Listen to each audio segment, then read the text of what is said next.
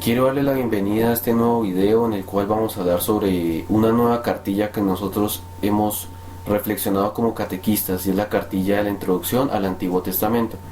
Recordemos rápidamente lo que hemos visto hasta ahora. El querigma. El querigma es el anuncio público y gozoso de Jesucristo muerto y resucitado para nuestra salvación. Recordemos que este mensaje se da por medio de la palabra y de la obra de nuestro Señor Jesucristo y por medio de su testimonio de vida. En la introducción a la Sagrada Escritura recordamos la importancia que tiene la Biblia para cada uno de nosotros, ya que es el texto que nos comenta la manera en la cual Dios da a conocer ese plan de salvación en su pueblo y a lo largo de toda la historia que vamos a reflexionar a continuación. En Nociones Fundamentales de Catequesis hablamos sobre la importancia y la historia de la catequesis, ya que a lo largo del trayecto de que ha llevado la Iglesia a lo largo de estos 20 siglos ha sido importante para llevar ese mensaje a todas las personas. Y en cuarto lugar, el tema de antropología, la relación clara entre tres conceptos básicos que es Dios, el hombre y el mundo. Esos tres componentes son los que giran y los que hacen posible este plan de salvación, el cual les voy a explicar un poco más adelante. Recordemos que el Antiguo Testamento se compone de 46 libros, nuestra Biblia católica se compone de 73 libros. De estos 46 libros, solo 39 son aceptados por nuestros hermanos separados. ¿Por qué? Una de estas grandes diferencias es el idioma en el que fue escrito. La mayoría de los libros del Antiguo Testamento fueron escritos en hebreo y 7 de estos libros fueron escritos en griego. Por eso ellos afirman que estos libros no deben estar en el canon, en el Antiguo Testamento, y por eso ellos solo tienen 39 libros. Algunos de estos son Baruch, algunas partes del libro de Daniel, Ruth, Esther, entre otros relatos, Macabeos, entre otros que hay. Recordemos, ya entrando en materia, que la Sagrada Escritura tiene géneros literarios. Por ejemplo, tiene la fábula, que por ejemplo se da cuando Adán y Eva son tentados por la serpiente, la parábola, que era un medio que Jesús utilizaba para su enseñanza. También están las alegorías, las comparaciones, las metáforas, sagas, poesía, infinidad de formas en que la Sagrada Escritura utiliza esta retórica para dar a conocer su mensaje al pueblo de aquel entonces y por medio de diferentes personas. Adicionalmente, el Antiguo Testamento tiene 4 estilos de narración. El primero es el yavista. ¿Cómo reconocer un estilo yavista? Y es que utiliza el nombre de Yahvé a lo largo del relato. El segundo estilo es el eloísta, que alude al otro nombre que Dios recibe en el Antiguo Testamento, que es Elohim. El tercero es el deuteronomista, que alude un poco más a las normas y a los ritos que tenía el pueblo de Israel en ese entonces. Dentro de esto se encuentra Josué, Jueces, algunas partes del Deuteronomio, entre otros libros. Y el cuarto es el sacerdotal. Este estilo se caracteriza por ser muy sencillo y por contar de una manera bastante específica todo lo que sucede. Por ejemplo, los relatos que hablan de la manera en que hacían los sacrificios, el relato del primer capítulo de Génesis que habla de la creación, que explica muy estructuradamente y de una manera muy bonita lo que es el relato de la creación. Estos son los 4 estilos, recordemos: yavista, eloísta, deuteronomista y sacerdotal. Si ustedes les preguntan qué es el Antiguo Testamento, ustedes pueden responder que es un proceso de paciencia y fidelidad que Dios ha tenido con su pueblo. Básicamente es un proceso de paciencia y fidelidad. ¿Por qué? Recordemos la historia de la salvación, un proceso que inició con una prehistoria. En esta prehistoria se da la creación del mundo, la historia de Adán y Eva, de Caín y Abel, la alianza que Dios quiere renovar con ese pueblo rebelde por medio de Noé y el diluvio, que como significado, como signo nos deja el arco iris, y nuevamente el pueblo vuelve a caer. Recordemos el relato de la Torre de Babel, en el que el pueblo quiere asemejarse a Dios y por eso quiere alcanzarlo por medio de hacer una torre que quisiera llegar hasta el cielo. El capítulo 12 marca un antes y un después, ya que en el capítulo 12 se habla del inicio de la historia de la salvación por medio de Abraham, un hombre que a sus 75 años salió de su pueblo a buscar ese plan que Dios tenía preparado y tuvo 2 hijos, Isaac e Ismael. Ismael es más reconocido en la cultura árabe. Isaac es el que continúa la historia de salvación para los cristianos. Recordemos que Abraham, por esa misma fe, casi sacrifica a su hijo Isaac por esa fe tan grande que había tenido en ese Dios. Después de esto, Isaac tuvo dos hijos, Jacob y Esaú. Jacob tuvo 12 hijos. Estos 12 hijos se conocen por ser las 12 tribus de Israel, de las cuales hablaremos un poco más adelante. Recordemos en el relato que esos 12 hijos y el pueblo en general tuvo que ir a Egipto, ya que José llegó a Egipto y allí había abundancia de alimento por la situación de hambruna que estaban pasando. Por ese motivo todo el pueblo de Israel fue a Egipto. Y cuando cambiaron el faraón, el siguiente faraón fue un faraón déspota, el cual llevó a su pueblo a jornadas arduas de trabajo y a perder quizá esa fe en Dios por esa condición de vida en la que estaban teniendo.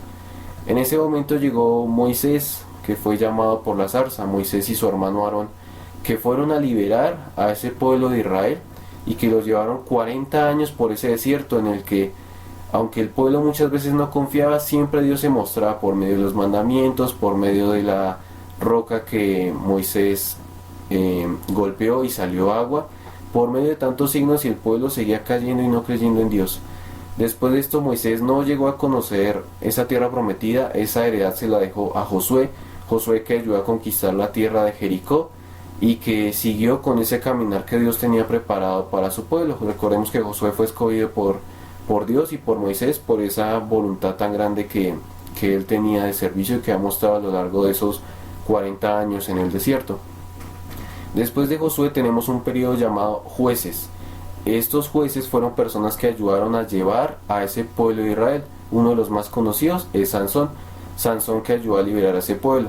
¿Qué era lo que pasaba? El pueblo normalmente se iba por otros dioses, por otros caminos.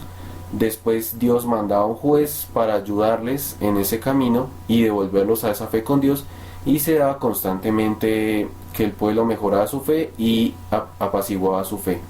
Este caminar se dio a través de varios jueces, Sansón, Dalila, Jefté, entre otros tantos que cuenta el libro de jueces. Después de esto el pueblo dijo: queremos un rey, ya nos cansamos de los jueces, queremos un rey así como lo tienen los otros pueblos que están a nuestro alrededor. Por eso el primer rey que escogieron fue Saúl.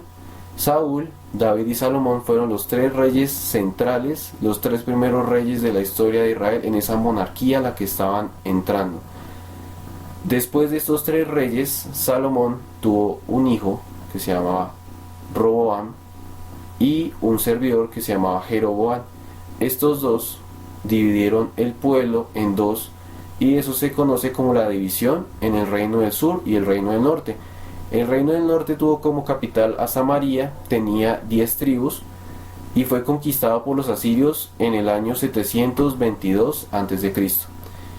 El pueblo que logró perseverar hasta un punto fue el reino del sur, que tenía como capital a Jerusalén. Antes de que se diera el destierro de Babilonia, se dio una reforma que fue la centralización del culto, en la cual Josías dijo que en el templo era el único lugar donde se podía adorar a nuestro Señor, y desde ahí se instauraron las celebraciones en las que el pueblo tenía que ir necesariamente al templo para tener esa relación con nuestro Señor.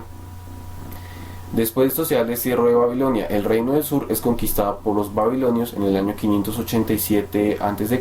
y los llevan a su tierra natal en Babilonia. Allá nuevamente son esclavizados, y en este periodo de destierro nuevamente su fe cae, ya que no tienen un lugar, incluso ya que el templo fue destruido por el mismo rey de Babilonia, que en esa época era Nabucodonosor. Este pueblo fue liberado por los persas, por el rey Ciro, en el cual nuevamente pudieron volver a su tierra y dar el culto a Dios. En los libros de Esdras y Nehemías ustedes podrán conocer ese proceso que llevó el pueblo después del destierro, más o menos en los años 400 o 300 antes de Cristo. Después de esto viene un periodo el periodo en el que Grecia conquista a Israel, ese periodo helénico, en el que también se puede explicar un poco por qué algunos libros de la Sagrada Escritura en el Antiguo Testamento fueron escritos en griego, y se cuentan algunas historias como las de los libros de los Macabeos, y en el Nuevo Testamento también fue escrito completamente, o la mayoría de en el idioma griego. La versión de los 70 fue sobre los años 300 a.C., en que un grupo de 70 ancianos se sentó y dijo que iban a traducir la Biblia del hebreo al idioma que en ese momento se estaba utilizando en mayor medida, que era el griego, ya que habían sido conquistados por este pueblo. Y como último detalle, sin entrar al tema del Nuevo Testamento, recordemos que el libro de la sabiduría fue escrito en el año 50 antes de Cristo, y con esto se termina la redacción de los libros del Antiguo Testamento.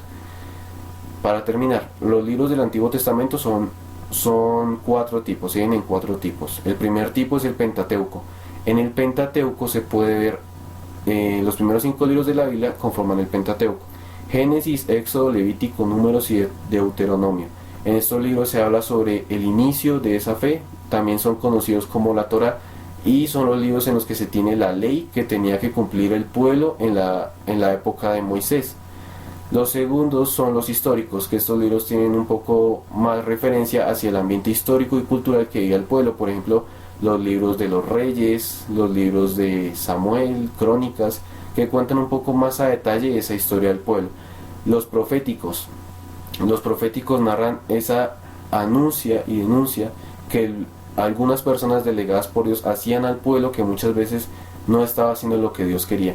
Y por último, los didácticos, que por medio de palabras muy sencillas, de refranes, de frases cortas, dan a conocer esa palabra de Dios. Tenemos el libro de los Proverbios, tenemos el libro de los Salmos, el Eclesiástico, dentro de otros muchos que tenemos.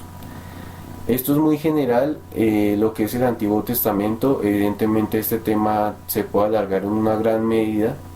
Sin embargo, este es un resumen muy breve que se hace de los libros, de su conformación y de todo este proceso que se tuvo al formar este Antiguo Testamento. Cualquier duda la pueden escribir aquí abajo en los comentarios para que la podamos responder, y quedan atentos ustedes para que podamos unirnos en un próximo video.